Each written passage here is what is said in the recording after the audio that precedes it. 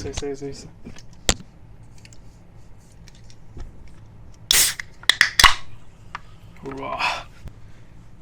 شاید بار چندم باشه، بار چهارم پنجمی که دارم سعی میکنم ویدیو اول ضبط کنم.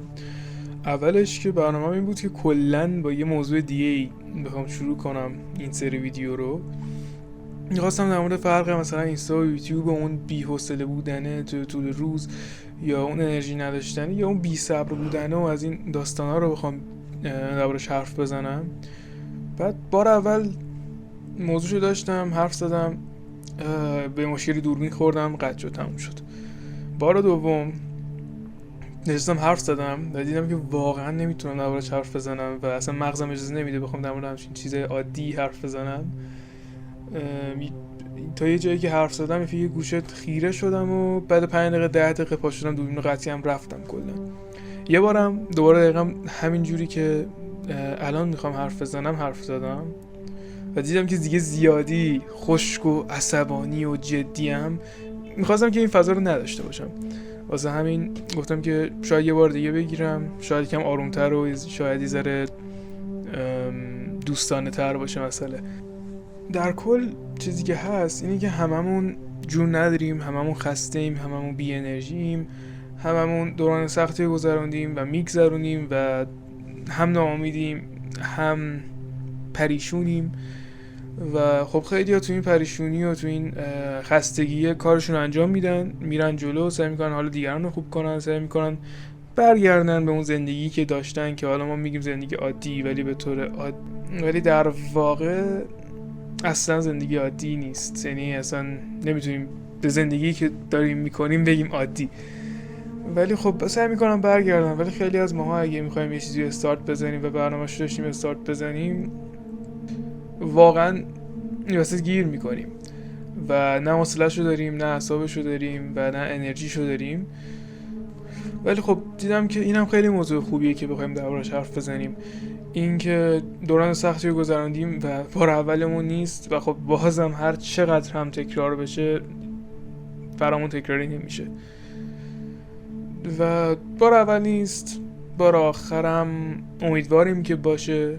به هر حال داریم رو به جلو حرکت میکنیم، هیچ وقت رو به عقب حرکت نکردیم از نظر چیزی که میخوایم.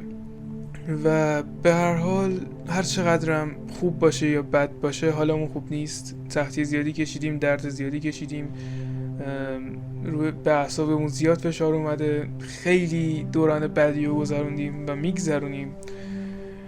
ولی در هر صورت باید بدونیم که هنوز امید داریم، هنوز فرصت داریم، هنوز شانس داریم، هنوز کارمون تمام نشده و هنوز زنده ایم. یعنی ماهایی که هنوز داریم نفس میکشیم، هنوز راهمون ادامه داره، هنوز داریم ادامه میدیم و نمیشینیم. فقط باید اینو داشته باشیم، اعتماد داشته باشیم، ایمان داشته باشیم و سعی کنیم که حالمون رو بهتر کنیم. یکی از روش بهتر کردن حاله همین مرتب کردن زندگی و خونه است. حالا برای من خونه زندگیم اتاقمه، حالا برای خیلی فضای بزرگتریه. مرتب کردن، به کارات رسیدن و از دست ندادن امیدته. بهش نگاه کنیم واقعا خیلی میتونیم قشنگتر با تموم بدبختیاش و سختیاش خیلی میتونیم قشنگتر سیستم رو ببریم جلو و فقط رو به جلو حرکت کنیم و به اون چیزایی که میدونیم که چقدر میتونه حالمون رو بد کنه و میتونیم یه گوشه اتاق بشینیم و کل مدت بهشون فکر کنیم و دربارشون گریه کنیم هست و خیلی راحت میتونیم این کار رو انجام بدیم. ولی خب که چی؟ 1-2 روز این کار رو بکنی و تمام، دیگه واقعا نمیتونی ادامه بدی همچین کاریو. در کل دوست داشتم که یه جوری به هر دلیلی با فضایی که هممون داریم توش میگذرونیم اپیزود اول شروع بشه تا این سری ویدیو رو ادامه بدم. شاید تو همین موضوع بمونه، شاید تو همین مسائلی که عصبانیمون میکنه یا اعصابمون رو به هم میریزه یا درگیرمون میکنه بمونه، ولی خب پیشروی میکنه، رو به جلو حرکت میکنه، در مورد چیزای بزرگتر حرف زده میشه و خب دوست دارم که یه فضایی باشه که من حرف بزنم در مورد چیزایی که دیدم و شنیدم و نظر بقیه رو بگیرم، شاید نظر خودم عوض شه، شاید بتونم نظر اونا رو عوض کنم. بعد در مورد حرفایی که دیگران میزنن، چیزایی که دوباره توی همین فضا میبینم، در مورد اونا حرف بزنم و همین شیوه ادامه پیدا میکنه تا بتونیم در مورد چیزایی که میبینیم و میشنویم و فکر میکنیم بهشون و چیزایی که بهشون باور داریم یه تغییراتی توش ایجاد بشه، مطمئن بشیم ازشون و به یه چیزای احمقانه‌ای که الان هممون داریم بهشون گیر میدیم گیر ندیم و به چیزای مهمتری گیر بدیم و اون چیزای احمقانه به عنوان یه سرگرمی و اشغالی برای خودمون بشه.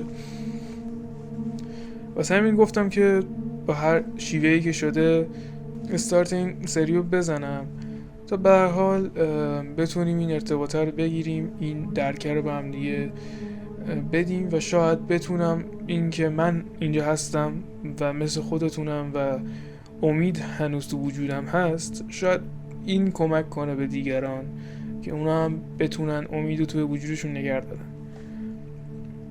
خیلی چیزا دیدیم تو زندگیمون، هر کوچیکترینمون هم، یعنی بچه ترینمون هم چیزای زیادی دیده، چه برسه تو سن و سال ما و چه برسه بزرگتر از ما.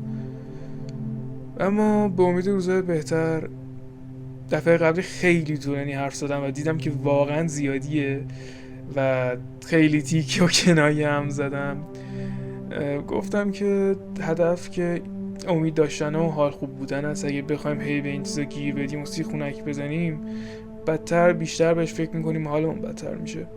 واسه همین دوباره گرفتمش و امیدوارم که خوب همه چی پیش بره. امیدوارم کسایی پیدا بشن که با طرز صحبتم حال کنن، با طرز فکرام حال کنن و ویدیو بعدی رو ببینن و توی این دوره با حرفایی که میزنیم، با فکرایی که میکنیم ببینیم که تو دنیای واقعی، توی زندگیامون به کجا هممون میرسیم.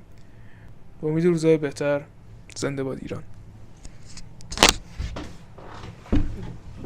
اکسیرم بردم.